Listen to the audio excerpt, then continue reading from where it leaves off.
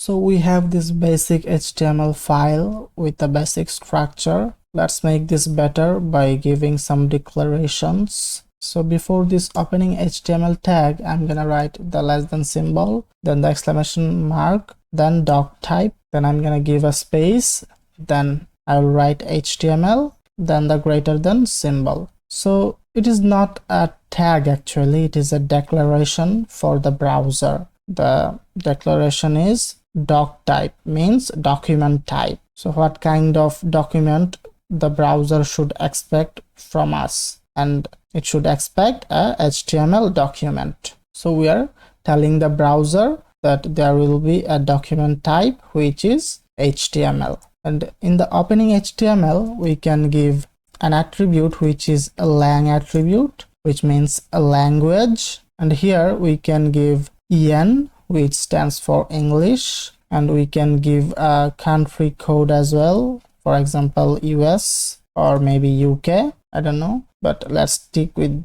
just English. So en, if I save the file, you can see there is no change because these are just for the browser, not for our end users. And inside the head tag we can give some meta information, so our page is more available to the search engines. So let me write the meta tag, and we have an attribute which is Charset, which specifies character set, and the standard value for this is UTF-8. We can write this meta tag as many times we want with different attributes. For example, I'm gonna write the meta tag again, and I'll write the name attribute. So the name is, let's say, description, and the actual description we will give in this content attribute, which is free web tutorials. Then I'm gonna close the meta tag.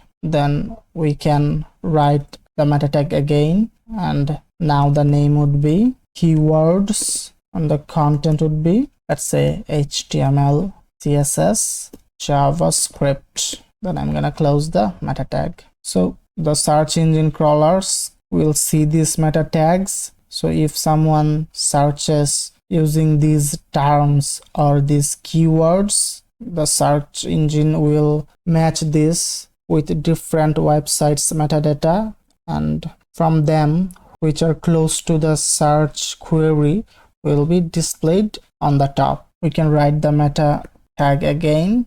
In the name attribute we can give here, let's say, author, and in the content we can give the author name, let's say, for example, Adil. Then I'm gonna close the meta tag. Then let's write the meta tag again. This time name attribute will accept the value which is viewport, and the content would be width equals to device hyphen width, then a comma, then I'm gonna write initial hyphen scale equals to 1.0. Then I'm gonna close the meta tag. So you can see this meta tag is a little bit different from these. So this is very important actually, because it tells the browser to render the website with respect to the device width. So our users will use the website from different machines which has different sizes of screens. For example,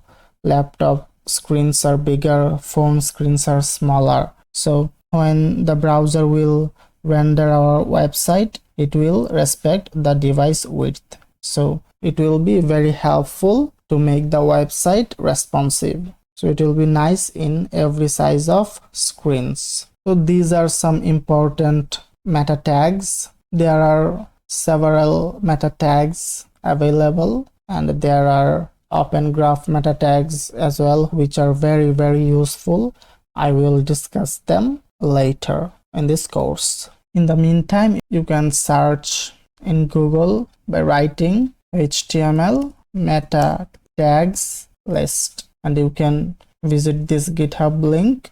You will see basic HTML meta tags, open graph meta tags, custom meta tags. So we have discussed some important meta tags here, but I will discuss some really useful meta tags later in this course. In the meantime, you can check this article. So before finishing the video, I'm gonna delete this code from our file, and let me teach you a shortcut in HTML. Just write an exclamation sign, then hit enter. You will get this basic structure. You don't have to write this again and again in every file. Let me show you this again. You have this empty index.html file. Just write the exclamation sign, then hit enter. You will get this basic HTML file. So that's all for now. See you in the next one.